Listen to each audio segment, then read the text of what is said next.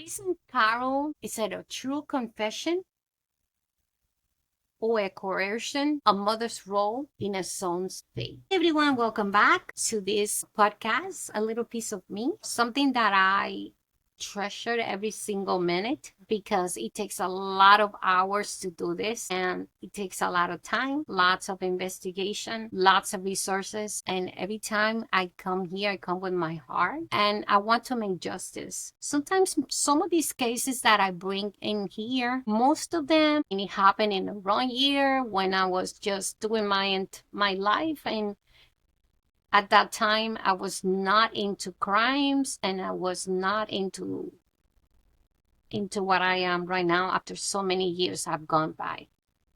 Having a podcast which integrates beauty and justice.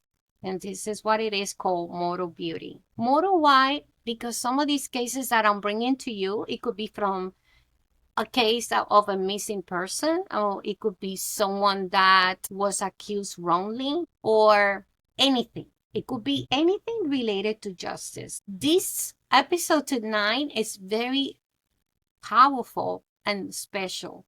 It's very emotional and it's also tragic. We're going to go deep into the story of Jason Carroll, a man convicted in the 1989 murder of Sharon Johnson. Well, was it justice or was just coerced into a confession? Was he broken by pressure? And even worse, by the very person who was supposed to protect him, his mother. Normally, when I do this podcast, I will be doing a facial. I will be doing my skincare routine. And today, I'm only going to talk about one of my favorite products, which is a vitamin C. Vitamin C is used to brighten the skin and fade dark spots. And I think of how this case needs exactly that clarity. We're peeling back layers of darkness and confusion, one drop at a time. Who was Sharon Johnson? Sharon Johnson was a 36-year-old nurse, a wife, and a woman with a quiet life in New Hampshire. On July 29, 1988, her body was discovered along a rural area close to a construction site. She was strangled, stabbed, beaten, and left partially naked. They make it look like a robbery, but the violence suggested something more personal. Investigators quickly began searching for suspects, and that's when the name Anthony House came up. Anthony House, also known as Tony Park, was interrogated and confessed in his confession, he implicated 19-year-old Jason Carroll. And that's where this story takes a chilling turn. You see, Jason and Anthony knew each other. That one fate gave way to the accusation. Jason was brought in and his interrogation lasted more than 10 hours. No lawyer, but yes, that was a person very, very important in her life, in his life, his mother. His mother used to be a police officer in New Hampshire. And at that time, when they arrested the son, she actually was part of the interrogation. And you can actually listen to videos when she is actually accusing her son in a way of making him feel like I need to say yes to this. Otherwise, I wouldn't have a way out. She was pressuring him to the point of really confessing to a crime he didn't even commit. In the United States, there's different tactics and ways of police officers or detectives interrogating you, regardless if they are telling you 100% truth. What it means is, if you're going and you're getting arrested, would it be okay for you to say something to the police officers knowing that you don't have an attorney present? You do have a right to an attorney. And in fact, when they read the Miranda rights, they tell you that you do have rights to stay quiet and that you do have rights of an attorney to be present when you get interrogated. Most of the people do not use an attorney because they think, oh my God, if I do this, I might be just saying or giving a signal that I'm actually guilty. No, you're not guilty. You're just doing what you're supposed to do In this case, Anthony accused Jason. Anthony was released, but Jason was still on present time at 2025, and he was arrested in 1989. Jason is still in jail. So many years have gone by, but he is still in jail for one mistake that he did. What was his mistake? It wasn't not killing Sharon, because they don't even have the forensics, the DNA, every little connection that will actually prove that he was actually guilty when they made the investigation. But now there's something that he didn't have: legal representation. You have to have it. You have to not say whatever you want, because they're going to have they're going to try their best to get a confession out of you, because that's the way it is. Listen, and I'm not saying that it's nice to find an innocent lady pregnant, stabbed, shot, strangled by herself. It is very traumatized, and police officers or investigators, they have to do their job. So they're going to try to find who's the person. So if this person, which was at that time was Anthony, knows Jason, and he accused Jason of being part of this killing, they have to find someone. They need to find, because that's the way it is. They have to make justice for those that they're not here. This is very sad in a way, because if Jason was not the one that stabbed and killed Sharon, where's the real person that did this? Is he still out? You don't even know that. Jason was getting interrogated. His mother was present, and you could hear videos, which I was not able to obtain to actually place it here in this podcast, that she was accusing him. She was just, the videos, it was so emotional, because remember, as a mother that I am, as a grandma, as a wife, as a sister, as a friend, when you have a kid, when you have a child, you can actually know exactly which buttons to touch. She knew exactly what to touch to make it confess. And one of the things that they were saying afterwards, that one of the detectives in this investigation made a deal with the mother that in case he confessed or say that he was the one that did this, they were gonna do leniency, that he was gonna come out free. But in reality, that's not what really happened. Because what happened later on when he went to trial, they absolutely say the opposite of what they told their mom. They say that they never made any deal with her. Crazy, no? But yeah, they say that they never made any deal, and she was actually placed that son. If you listen to the videos, it was unbelievable. I mean, it's like one of the reasons why he was crying, and he was saying, I did it. And then the mother was saying, how many times did you stab her? 2, 3, 4, 5 times. The kid didn't even know what to say anymore, really. And they will put pressure. There are different cases that innocent people have gone to jail because they have actually admitted to a crime they never, ever committed. Just to get rid of whatever they are, because they're going to do everything and anything to get it out of your mouth. And that's the way it is. They still have to protect the victims. They don't care who you are. But you could be anyone. If you are accused by somebody else, they're gonna get the answer out of you, regardless what it is. Jason confessed after 10 hours. Now, to tell you, this is a really weird case in a way, because they waited almost a year from when it happened, the case happened that Sharon was killed.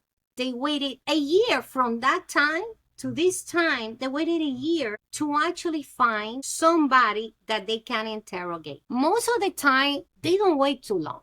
They want to have someone, they rather investigate this person within the 24 to 48 hours. They're not going to wait a year just to do this. Why would you wait a year? Why? The reason why they don't want to wait a year is because you won't even know who was your alibi.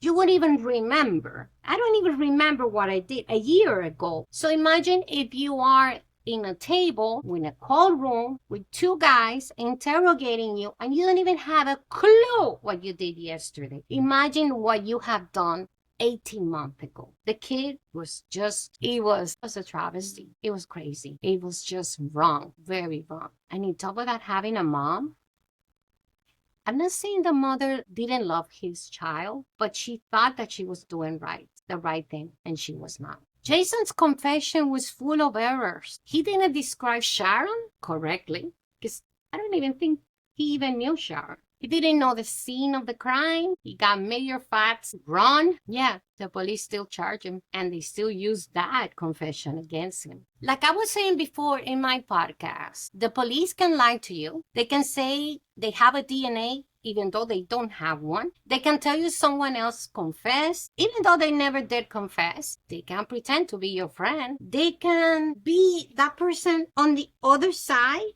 of that table, and they could be like you, but they're not there to help you in any way, shape, and form. Remember that what they're really trying to do is make justice. And they're going to try to do whatever it is possible for you to confess if they already have a little dot or a little thing about you. That's why it's so important to actually have legal representation. You always have to have legal representation. You cannot just sit down there and say whatever you want. You have the right to even say no comment, no comment, no comment. Because the more you talk about this, the more you're drowning yourself and you're burying yourself and you're doing the ground and you're just putting yourself and you're covering yourself with sand and everything. You're actually doing it to yourself.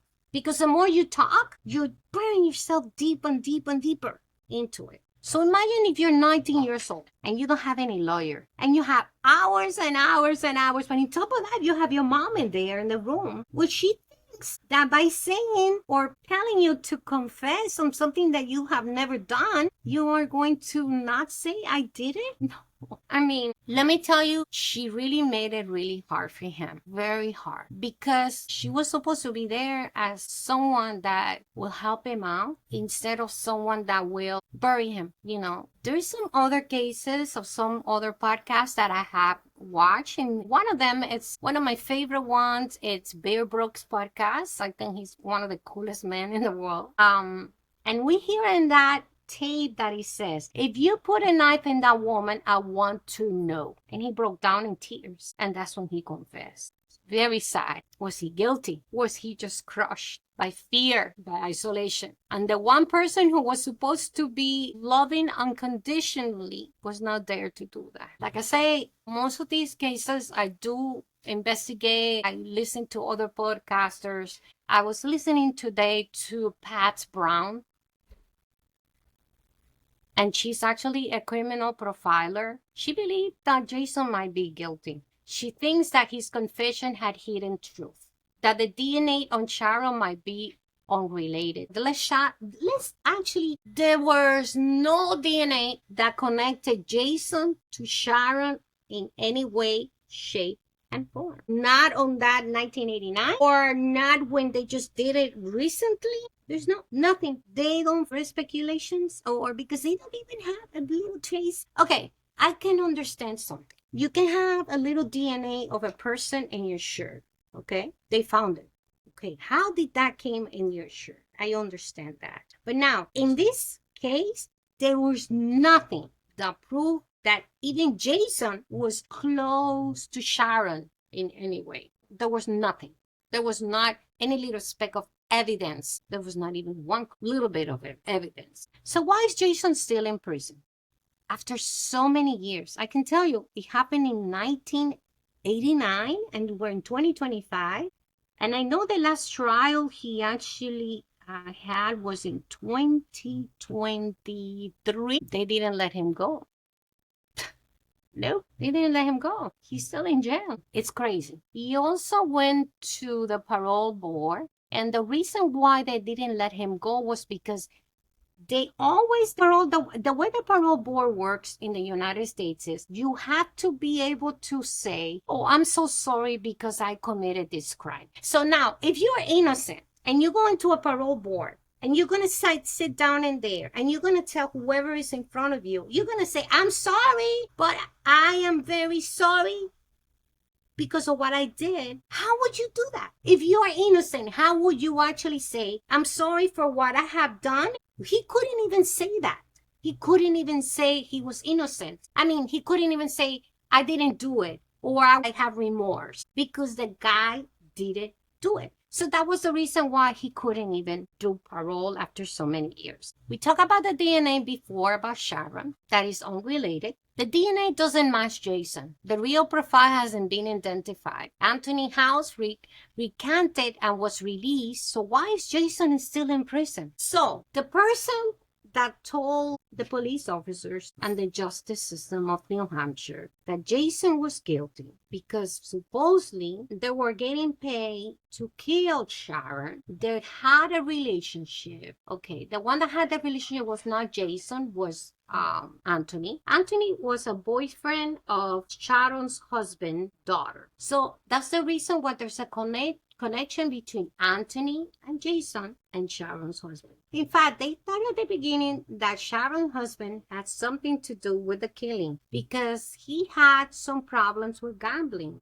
with money, and because of that, they suspected him at the beginning, but after some investigation that they did, they declared him innocent and he was never arrested. But Anthony and Jason, both of them were interrogated. Anthony went to trial. Jason did, and Jason was the one that confessed to the crime, and Anthony didn't confess to the crime, but they correlate both of them, and because of that, Jason still in prison, but Anthony was released. There's actually, at this time, there's no videos of the interrogation like in that time. They just had different kinds of tapes, or they took notes. It's 1989. Imagine at that time, they didn't have so many things like we have them right now, which is the advances that we have right now. It's totally unbelievable. I'm going to tell you a comparison of different cases that they have to do with innocent people sitting on a cold room saying that they committed a crime knowing that they were innocent. And I'm going to tell you about the case of Brendan Dassey, Calvin Michael Smith. And this was a case, and it was called the Central Park Five. All were later proven innocent. Exactly why these 5 of them in the Central Park case, they say they were guilty. They were pressured by the justice system, and they say that they were guilty even though they were innocent. And then after that, they had confession. I mean, they had the confession, but they didn't have any DNA. They didn't have anything, and they have to let them go. The media always going to be in favor of 2 sides. Are they going to be in favor of Sharon, or they're going to be in favor of Jason? Which are the ones? So the local press originally supported the conviction. Podcasters like Bear Brook and journalists have reignited public interest. In fact, you can even check right now in a YouTube channel, and I can tell you, you can count with your fingers how many times someone have talked about this case. And that's why it got my attention. Not so many people. I mean, it was kind of frozen for a long time until 2020 did DNA test, and Jason's DNA was not there. Now, is it because the DNA was not there, does that mean he's a totally innocent by the justice system? No, he's not still. Is he in the streets right now? Is he free? No, even though they do have DNA that prove that he was not the person that did it. The New England Innocence Project is working hard to reopen the case, and in fact, they did open the case. Thanks God they opened it. They're trying their best to prove that Jason is innocent and he deserves to be on the streets. And Sharon deserves to have that person that killed her to be behind bars. We cannot forget her either. We can, because as sad it is that we're talking about Jason, we have to remember a beautiful lady, pregnant lady that was lying in that floor. Family members that they actually remember her every single day. We cannot forget about her. But are we supposed to forget about justice? I don't think we can never do that. We have to keep talking about this. And one of the reasons why I chose one of my favorite products, the vitamin C, it reminds me that light takes time to work, but it always shows results. Jason Carroll's case is far from over. We need clarity. We need justice. I would like you to share this story. I would love you to click on the link that says subscribe to my channel. I'm just a new podcaster. I really appreciate that if you actually Please a little like on there to actually start sharing to make justice tonight. Hashtag justice for Jason Carroll. Hashtag justice for Jason. This has been Mortal Beauty, Belleza Mortal, where we just don't treat the surface and we go deep. Thank you for listening. Tomorrow voy a también a traer un caso que es muy importante para mí. Es un caso que he seguido por mucho tiempo y nunca tuve la oportunidad de hablar sobre este caso. Vamos a hablar de un cubano que también tiene ciudadanía española. Vamos a hablar de un caso llamado el señor Pablo Ibar. Este caso es intrigante y complicado, así como hoy hemos hablado de Jason. También vamos a hablar mañana por la noche de este caso que ocurrió no muy lejos de acá de la ciudad de Fort Lauderdale y ha sido el caso de los asesinatos de la ciudad en Miramar. Fue absuelto y salió libre. Ahora, ¿por qué él salió y todavía Pablo Ibar está? ¿Será porque la persona se parece mucho a un casete que tenían y se parece similar a él? Pero no saben 100% porque lucen iguales, pero en realidad no lo son. Bueno, los espero mañana en el caso de Pablo Ibar, por acá por Facebook, Instagram, Spotify, TikTok. Esta ha sido su servidora que habla en 2 idiomas, en cubano, en español y en inglés. Y este ha sido Mortal Beauty y se llama Belleza Mortal. Los quiero y que espero que les haya gustado este episodio que compartí con ustedes en inglés, el caso de Jason Carroll. Bye bye.